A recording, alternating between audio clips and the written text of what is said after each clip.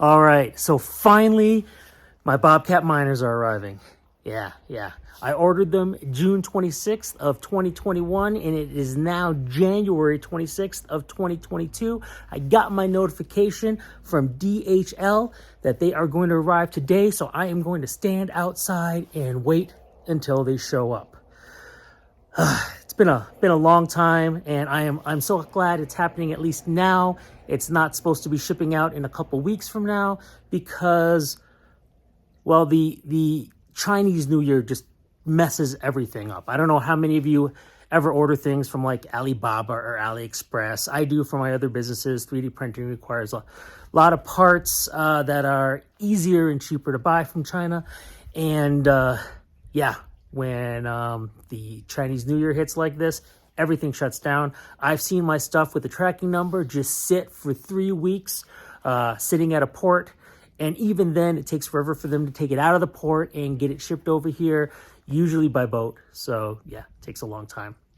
So that being said, I'm happy and I'm waiting for them to show up. But while I do, I thought I'd talk to you about being relayed. Now, I've created a few videos to talk about solutions to being relayed. I've never really gone into the specifics of why or details of it. And part of it is because I find some of the information questionable.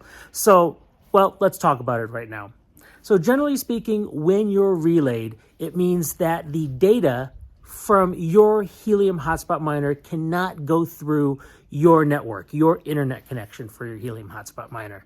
Instead, that information gets relayed to another Helium Hotspot miner and then is sent to the network.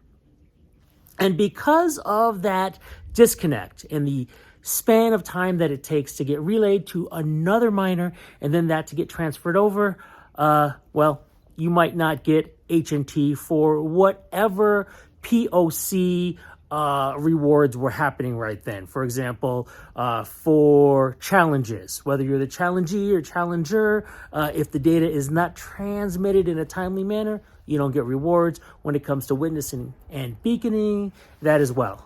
Now, I haven't actually seen any of this. Quite honestly, all of my Helium Hotspots are not relayed. So I will have to do a test to actually verify some of this. But in the past, I had always thought that this was largely the reason that relayed miners don't have any witnesses to their beacons. Either they just don't beacon or nobody is able to witness them. I was never sure. But the fact of the matter is, for example, my neighbor never used to have any witnesses to his beacons, even though he's always relayed, yet he's still relayed now and getting a whole bunch of witnesses. So I have no idea, in actuality, what being relayed really does to your system. Some people have actually even said in the past that when they were relayed, they made more money than when they weren't. Now, I don't even necessarily believe that either, but it does put things into question. Okay, all of that being said, though, at the end of the day, the point is that data needs to be relayed to another miner in order for it to be transmitted. The whole purpose of your Helium Hotspot miners are to transmit data for the network, right? Whatever is utilizing the network. We're not talking about POC challenges at this point, but I'm saying if, for example, that car has some sort of tracking system and that system has to be relayed, the information from that system has to be relayed to the Helium network, you are the one who it's supposed to go through, not then be, relayed once again from your Helium Hotspot to another Helium Hotspot. We don't want that to happen. So let's talk about some solutions and how, generally speaking, we're being implemented. If you have a Helium Hotspot miner and you just have one in your house, the easiest solution, of course, is just to port forward 44158. Yes, there are a few other ports that are also referenced that you could possibly open, but I wouldn't do it because those ports are used for many other things and you invite hacking. So I wouldn't do that. But 44158 is, generally speaking, okay. I would open that port. In fact, you probably have to in order to get out of relayed. Now, this happens at your router. It's easy enough. You're basically taking your IP address of the Helium Hotspot miner, putting it in, saying that you're, port forwarding 44158, and to use TCP. It's really TCP. That's all you need. You could do TCP and UDP if you wanted to, but you don't have to.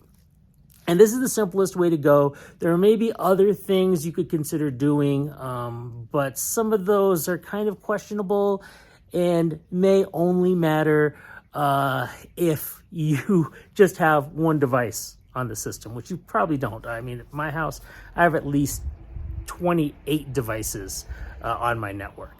That also being said, there starts to be the questions of, okay, what if it's going through, like you have a router for Wi-Fi and then a different router for your Ethernet connections. Generally speaking, you should be okay, but it's some of this configuration with multiple systems in the process that can cause conflict. You don't know if there are firewalls in place on certain networks. So the easiest situation, at least for me, the easiest situation was saying, okay, everything shouldn't go through another device. It should all just go through the main router that my ISP has given me. And that's the easiest way to go for most people. Okay, now here is a caveat to all of that. What if you have more than one Helium hotspot in your house? Let's say you have 3. Okay, generally speaking, I'd at least love to know that one is working, that you've managed to get one using 44158, and that is port forwarding correctly, and you are not relayed with that Helium hotspot. What'll probably happen if you have 2 other Helium hotspots on your network is they are going to be relayed, but what will happen with them is they'll try to use other ports. In other words, the consecutive ports, 44159, 44160. This is exactly what happened to me. And if you see that and you say, hey, wait a second, it just moved over to port 44159, well, then you can then port forward that and give it a few days and it will be out of relayed. So that's a great way to go if you have multiple Helium hotspots in your house. Now, here are some situations where you can't do something like that. Let's say you live in a building, let's say downtown Chicago, where it's, 700 people in the building. They're all sharing the same internet access, and you can't go hack into 192.168.0.1 and use admin as the username and password and port forward it yourself, because I've done that, but you can't always do it because sometimes people get smart and they change the default password of the router. So you need a different solution to do port forwarding.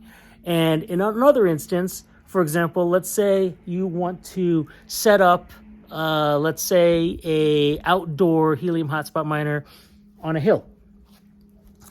You will probably be using a standard cellular connection, right? And unfortunately, whether it's 4G, 5G, whatever, because of the way those networks are set up, it doesn't have a static IP address, and there aren't really any options that allow you through their network configuration to have that open port 44158. So what do you do? In both those cases, you have no control over the network you're on. The solution is to use, generally speaking, a VPN. A virtual private network. Now, virtual private networks are used for many reasons, many which are very interesting to me. But for this purpose, what we would try to do with a VPN is to basically route all of the traffic coming in and out of your Helium hotspot miner through the VPN, so you have a new IP address out there that you can port forward with. That's generally the idea, and that's why I had suggested the Mango, which I'll put in the description below. It is a mini smart router, and it's designed to use VPNs. So it's a great way to go in terms of connecting it to your Helium hotspot and saying, okay, you have my network information going back and forth through you, but instead of sending it straight out, because we can't open up that port, send it through the Mango, utilizing the VPN. That's the best solution for this if it worked. And I say if it worked because honestly, there's a whole lot of VPN services out there, and well, they're not made for this. They're not meant for it. So they probably have firewalls or other things going on the back end that we don't know about or can control or can do anything else to make it stop.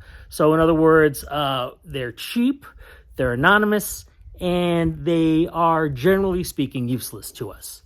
The better solution is to use a VPS, virtual private server, to make your own VPN. So to make a virtual private network, you want to make your own VPS, your own server out there. This server has its own IP address. You can make sure that there's no firewall in place. You're controlling the flow of data. You're controlling how the setups and configurations are done on it because it's your server.